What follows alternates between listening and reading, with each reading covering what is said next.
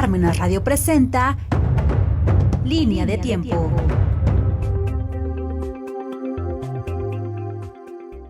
Estamos en su programa La Línea del Tiempo, sintonízanos en parmenasradio.org. Su servidor, el padre José Luis Bautista González. En los anteriores programas hemos dedicado algunas palabras por el octavario de la Unidad de los Cristianos. Yo les había comentado que antes de la reforma litúrgica, la cátedra de San Pedro se celebraba el 22 de enero, se pasó después al 22 de febrero, y la conversión de Saulo siempre ha sido el 25 de enero. Entonces, quedaba perfectamente bien diseñada el octavario por la Unidad de los Cristianos a través de estas dos columnas de la iglesia, que era San Pedro y que era San Pablo. Habría que entender dentro del colegio apostólico la inspiración vocacional que Dios ha dado a los hombres y a las mujeres. Y se entiende que cuando una persona sale del lugar de su origen, de cualquier parte del mundo, su microcosmos se transforma en un macrocosmos, porque las salidas al mundo, a conocer otros campos, nos ayudan a entender que nuestro pensamiento, pues no solamente tiene que ser nacionalista, nuestro macrocosmos tiene que ser cosmopolita, porque uno de los peligros al no salir es que nos encerramos en nuestro propio pensamiento y nos puede pasar como en Europa, que algunos franceses piensan que la capital del mundo es Francia, o nos puede pasar como algunos estadounidenses que en realidad no saben dónde está México en el mapa. Cuando uno sale de sus atisbos culturales y conoce otras regiones, es indudable que el pensamiento se va a abrir. Y por eso yo creo que en los planes divinos de la redención de nuestro Señor Jesucristo, un hombre que había salido como judío, pero que era un hombre cosmopolita, un hombre abierto a las inspiraciones del Espíritu Santo, un hombre que no solamente podía entenderlo desde el fundamentalismo judío, y me refiero a San Pablo. San Pablo es un personaje extraordinario porque él siempre conservó su tradición judaica, porque era de la tribu de Benjamín y era celoso fariseo. Pero lo importante de este hombre, de Pablo, es que aunque él era fariseo, en el aspecto civil, en el aspecto social, en el aspecto económico, yo creo que la apertura que él tiene en donde él nace le hace ser un ciudadano del mundo y no tener los problemas que tuvieron los demás apóstoles, como Pedro y Santiago, de pensar que la predicación de Jesús solo iba a marcar el derrotero de un solo pueblo, el pueblo judío, sino que la acción del Espíritu Santo que se da en el colegio apostólico les daba ya la posibilidad, la apertura de entender que la salvación era para toda la humanidad. Por eso dice Pablo, ahora no hay frontera ya, no hay división entre judío y no judío, entre esclavo y libre. A veces algunos equivocadamente piensan, como nos los han transmitido algunos libros de historia, que la fraternidad, la igualdad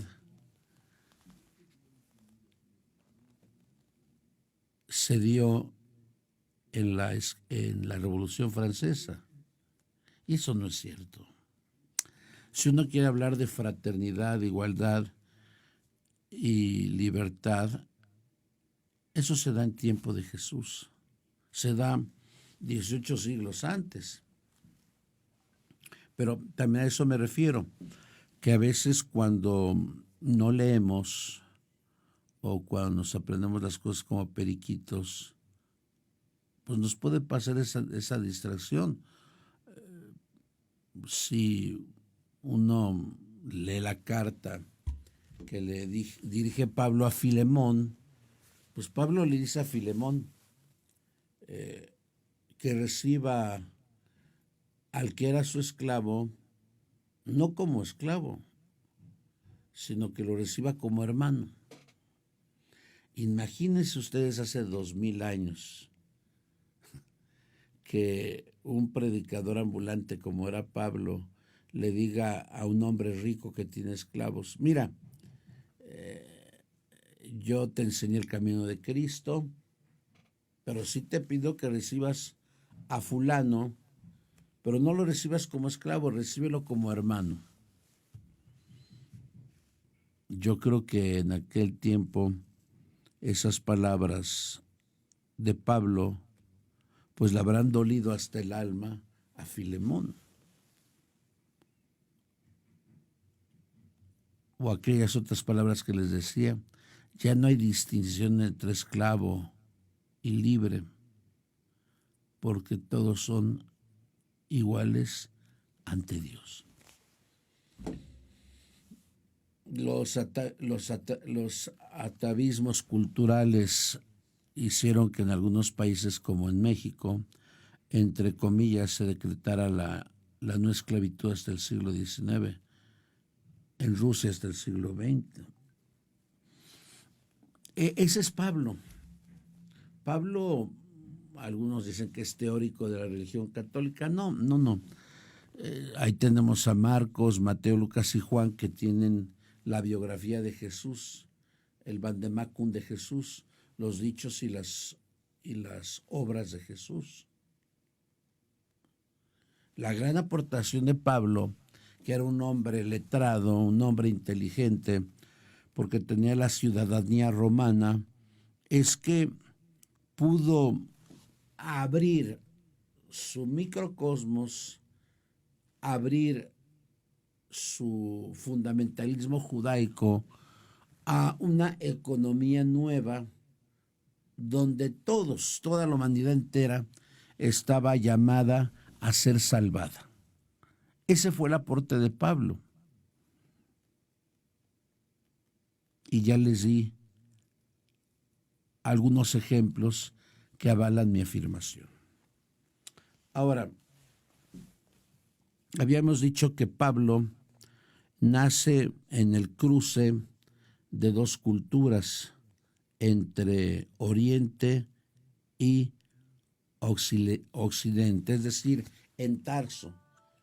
Tarso de Cilicia se llama.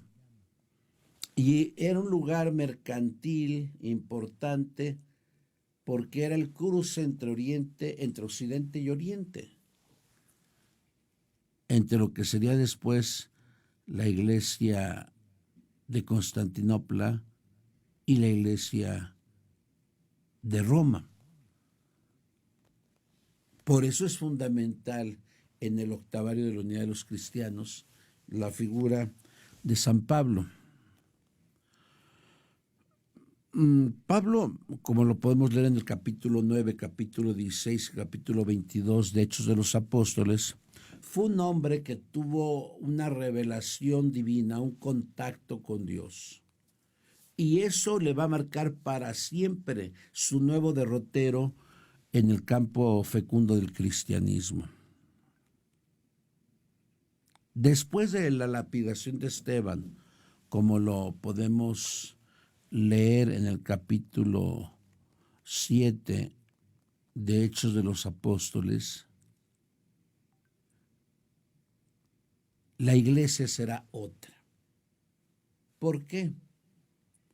Porque nos dice este capítulo que hubo una gran persecución contra la iglesia y que supongo muchos emigraron al sur, es decir, a Egipto, otros emigraron al norte, es decir, a Siria, a Damasco. Y los que migraron fueron transmitiendo esta buena nueva de Dios a los hombres. Pero uno de los que estaban de acuerdo con la lapidación de de Esteban, era Saulo, como lo podemos leer en el capítulo 7, versículo 58 del libro de los Hechos de los Apóstoles. Él estaba guardando los mantos de los que apedrearon a Esteban. Y después él, con ira santa, se va a Damasco, se entiende a capturar a los cristianos para someterlos a juicio en Jerusalén. Y hasta nos dice Lucas que fue con los sumos sacerdotes de aquel tiempo. Algunos historiadores dicen que era el año 34, otros el año 36. Entonces posiblemente podía haber estado todavía Caifás o su yerno Anás. Y se entiende que los sumos sacerdotes le dieron cartas para que se trajera presos a los cristianos que estaban en Damasco. Eso es poco probable porque el Sanedrín no tenía jurisdicción hacia Damasco.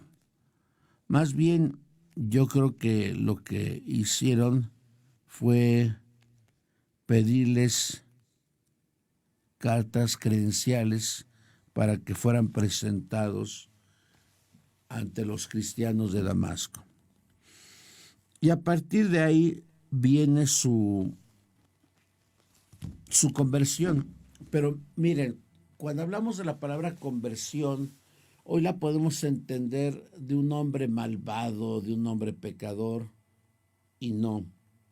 Pablo se declara intachable a los ojos de Dios. No tiene ninguna mancha, según la concepción teológica judía. Ahora, se le llama conversión porque la palabra conversión viene de metanoia, que significa cambio de mente.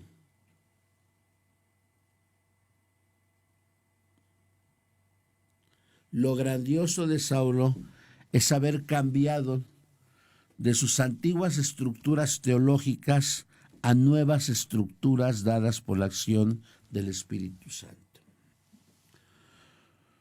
Si nosotros leemos las cartas, tanto Pedro como Santiago, yo creo que ellos todavía dubitaban, pensaban, reflexionaban de que solamente los judíos eran llamados a esta nueva iglesia.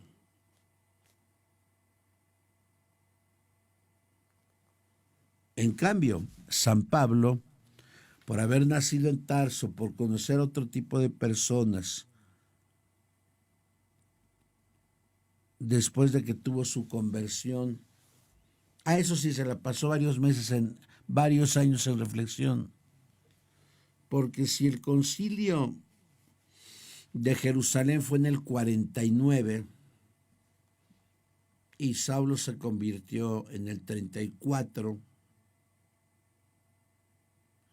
entonces se entiende que el paso de esta conversión intelectiva fue de 14 años, desde el año 34 hasta el año 49.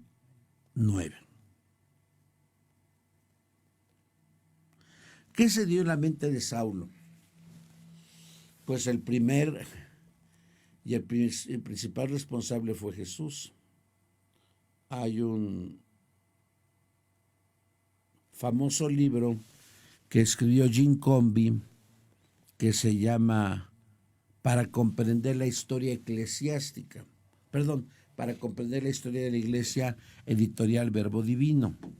Y dice Combi una famosa frase: de cazador con Z fue cazado por Dios con S.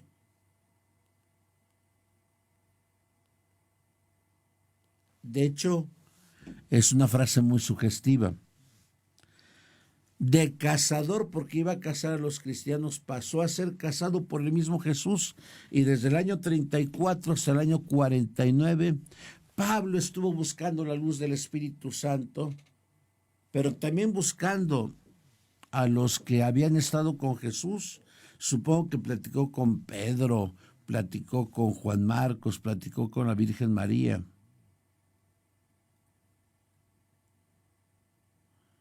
Y por eso su mente se abrió. Se abrió a las inspiraciones del Espíritu Santo para decirle a todos,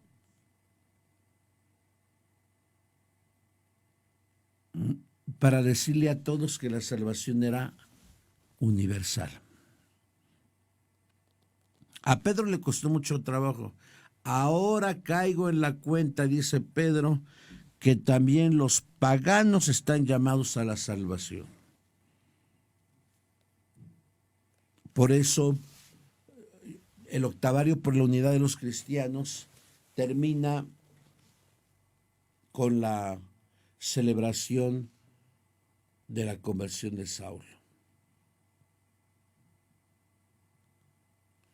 ¿Y dónde contemplamos a Saulo al final? Como dice Clemente, que ilustra la muerte de Pedro y de Pablo en Roma en la persecución de Nerón.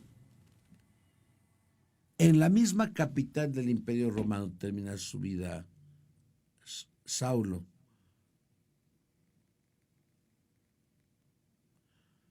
En la misma capital del mundo termina Saulo, la muerte. Si empezó Saulo su actividad en el 48-49, 20 años después, en el Treveri, allá en Roma, moría por la causa de Cristo. Y había hablado con mucha gente, con ricos, con pobres, con gente ilustrada, con gente poco ilustrada.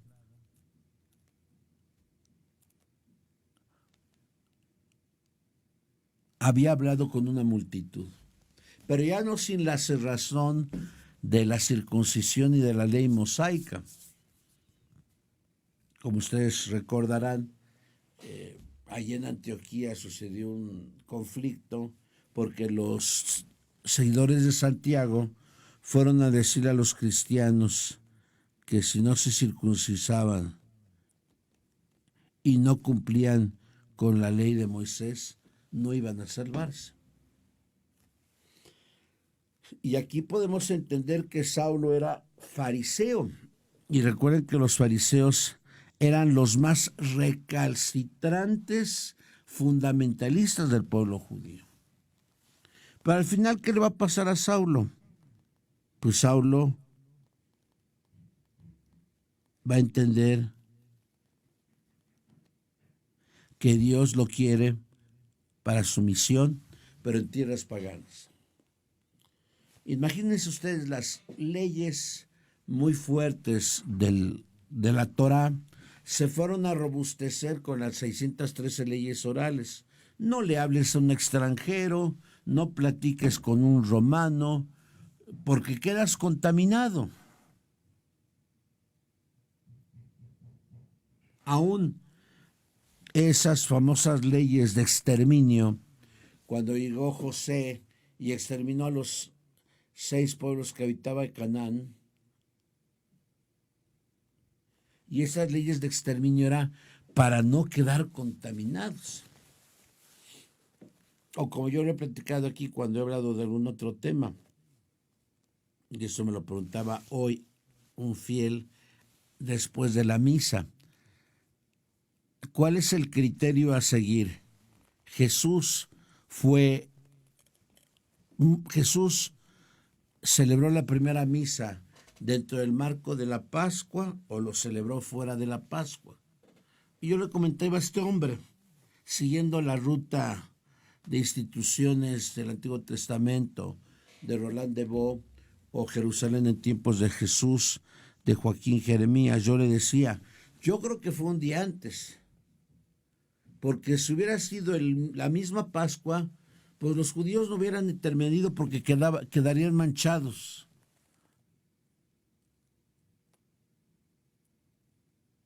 Por eso yo creo que fue un día antes de la Pascua. Eran fundamentalistas los judíos en sus leyes, eran fundamentalistas en sus afirmaciones.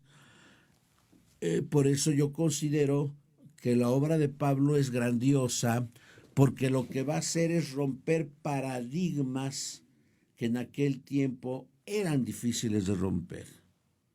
Y que lo hizo, y lo hizo bien.